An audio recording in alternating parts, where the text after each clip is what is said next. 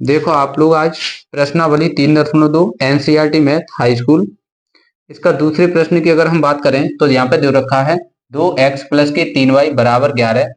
दूसरा समीकरण दे रखा है 2x माइनस के 4y बराबर -24 को हल कीजिए। इन दोनों समीकरण को हमें हल करना है और इससे हमें m का वह मान ज्ञात करना है जिसके लिए y बराबर mx प्लस के 3 y बराबर mx प्लस के 3। अब यहाँ पे अगर देखा जाए तो सबसे पहले हम यहाँ से m का मान ज्ञात करेंगे। m का मान आप लोग तब ही ज्ञात कर पाओगे जब हमें x और y के मान पता हो, और x y के मान आप लोग तब पता कर पाओगे जब इन दोनों समीकरण को आप लोग सॉल्व करोगे। तो सबसे पहले हम इन दोनों समीकरण को सॉल्व करेंगे प्रतिस्थापन विधि से।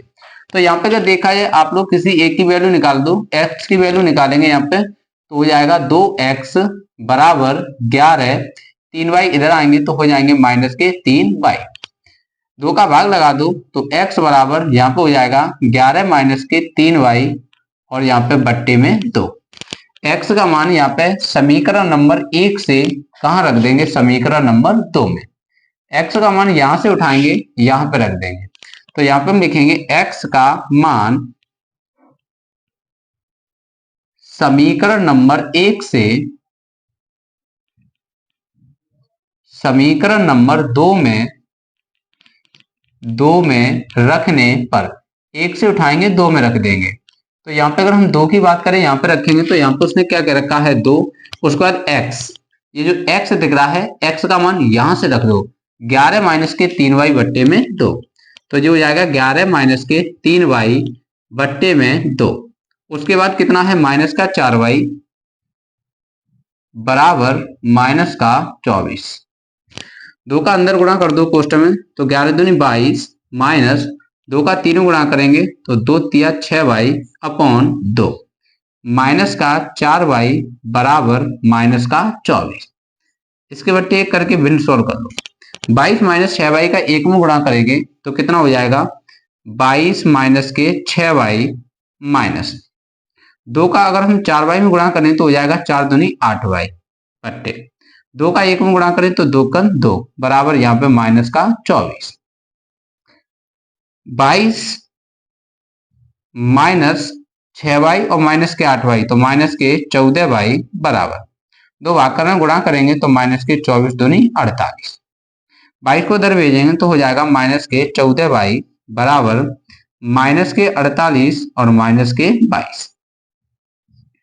ये हमारा हो जाएगा, यहाँ पे सॉल्व करेंगे तो ये हमारा हो जाएगा माइनस के 14y बराबर, यहाँ पे दोनों ही माइनस के हैं तो 8 2 10, उसके बाद 4 और 2 6 और एक कैंसिल 7 तो माइनस के 70। माइनस से माइनस कैंसिल, 14 से 70 5 बार कैंसिल तो y बराबर कितना आ गया 5। अगर y का मान 5 आ गया तो y का मान किसी एक समीकरण में रख दो, या तो y का मान समीकरण नंबर 1 में रख दो या फिर y का मान समीकरण नंबर 2 में रख दो।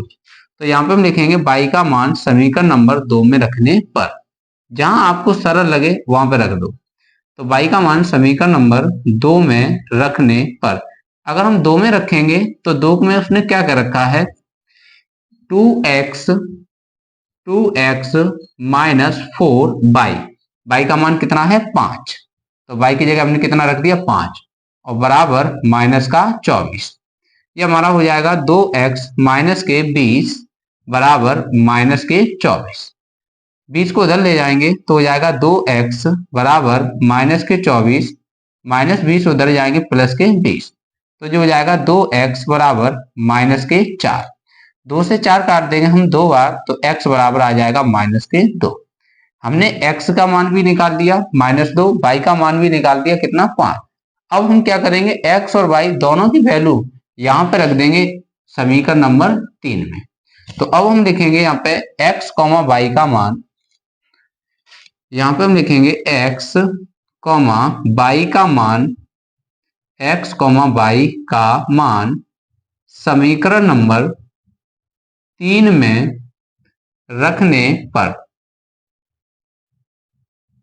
अगर हम x का मान ये और y का मान ये कहाँ रख देंगे समीकरण नंबर 3 में, यहाँ रख दो।